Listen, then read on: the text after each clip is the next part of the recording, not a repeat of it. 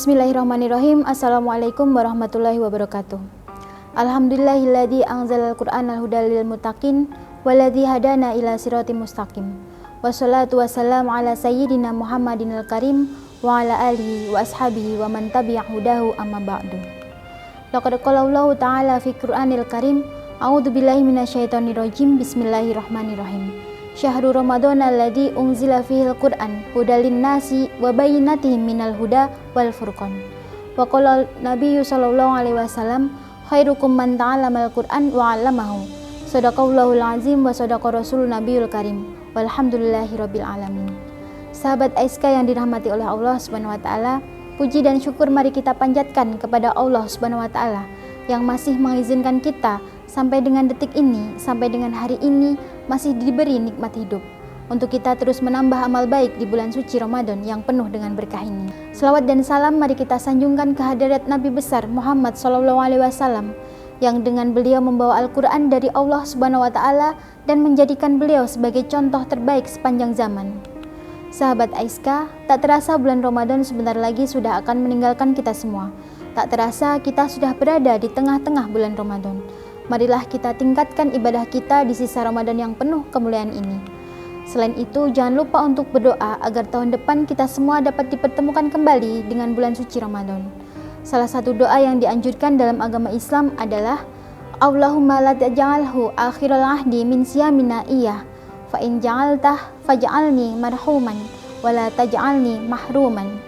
Ya Allah, janganlah Engkau jadikan bulan Ramadan ini sebagai Ramadan terakhir untuk kami berpuasa.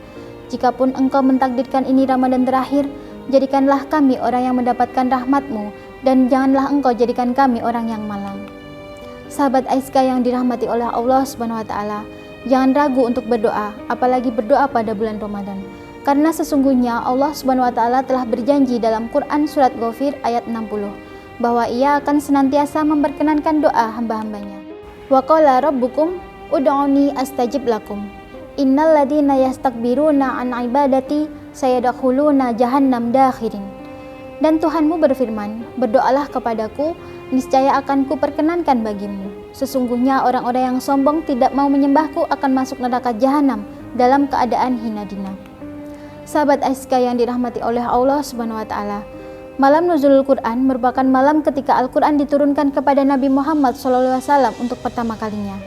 Ketika itu, malaikat Jibril mendatangi baginda Nabi Muhammad SAW yang sedang bertahanus di Gua Hiro. Setibanya di Gua Hiro, malaikat Jibril langsung meminta Rasulullah SAW untuk membaca. Bacalah, kata malaikat Jibril. Aku tidak bisa membaca, sahut Nabi Muhammad SAW. Bacalah, kembali malaikat Jibril mengulang. Perintah membaca itu diucapkan malaikat Jibril sebanyak 3 kali. Namun tak berubah, Nabi Muhammad SAW selalu mengatakan bahwa ia tak bisa membaca.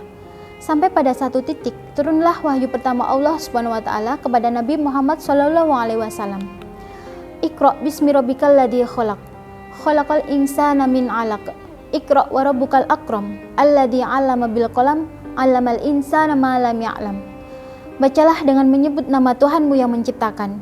Dia telah menciptakan manusia dari segumpal darah. Bacalah, dan Tuhanmu lah yang Maha Pemurah, yang mengajarkan manusia dengan perantaannya pena.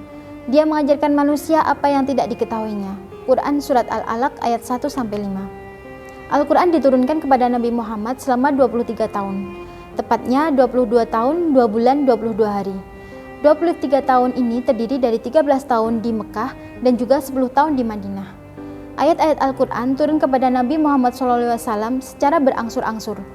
Allah Subhanahu wa taala menurunkan ayat-ayat tersebut dalam beberapa momentum. Ada ayat yang turun ketika ada kejadian tertentu. Ada ayat yang turun ketika Nabi Muhammad SAW ditanya oleh umat Islam atau kaum musyrik. Namun ada juga ayat yang turun tanpa adanya latar belakang apapun. Sahabat AISK yang dirahmati oleh Allah Subhanahu wa taala, bila kita tarik 10 malam terakhir dari bulan suci Ramadan, yang insya Allah apabila kita giat dalam beribadah, kita akan mendapatkan malam Lailatul Qadar, yaitu malam yang lebih baik dari 1000 bulan. Dalam Quran Surat Al-Baqarah ayat 185 yang berbunyi, Syahrul Ramadan alladzi unzila fihil Qur'an hudal linnasi wa bayyinatin minal huda wal furqan. Kita dapat memetik beberapa pelajaran dari ayat tersebut. Yang pertama, Al-Quran itu sebagai petunjuk bagi manusia. Petunjuk dalam hal apa? yaitu petunjuk bagi kita manusia dalam mengagungkan Allah Subhanahu wa taala, atau yang lebih kita kenal dengan hablum minallah. Hablum minallah ini akan menyelamatkan kita manusia dari siksa api neraka dan membawa kita kepada surga yang Allah telah janjikan. Hablum minallah ini tertera dan ternukil banyak di dalam ayat suci Al-Quran. Seperti perintah pada bulan ini, kita diperintahkan untuk siam, untuk berpuasa di bulan suci Ramadan, kita diperintahkan untuk sholat, kita diperintahkan untuk membayar zakat, kita juga diperintahkan untuk pergi haji, dan segala ritual-ritual ibadah mahdoh yang telah diwajibkan oleh Allah. Al-Quran menjadi petunjuk satu-satunya dan diresapi oleh sunnah baginda Nabi Muhammad SAW agar hubungan kita dengan Allah menjadi semakin erat. Yang kedua adalah petunjuk hablum minannas. Al-Quran mengajarkan bagaimana kita mempererat hubungan kita kepada sama manusia. Al-Quran memperjelas dan memberikan petunjuk tentang hal ini, karena Al-Quran adalah kitab suci yang sangat lengkap isinya, yang menjadi pedoman bagi umat manusia. Kita diperintahkan bagaimana kita menjaga hubungan kita dengan orang tua. Kita diperintahkan bagaimana menjaga umat Islam, tetangga dengan tamu, dengan sahabat, bahkan dengan rekan seprofesi kita.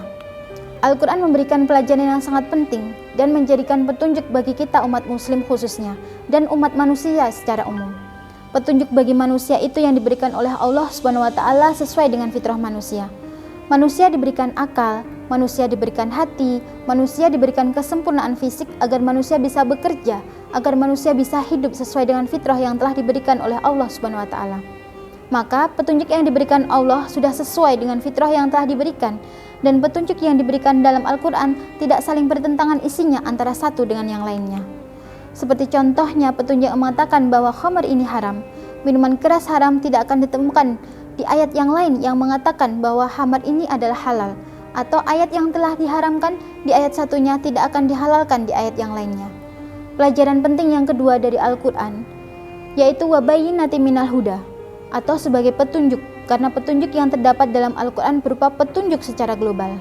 Tapi ada beberapa ayat yang menjelaskan tentang petunjuk tersebut akan lebih dijelaskan secara rinci ke dalam hadis Rasulullah SAW.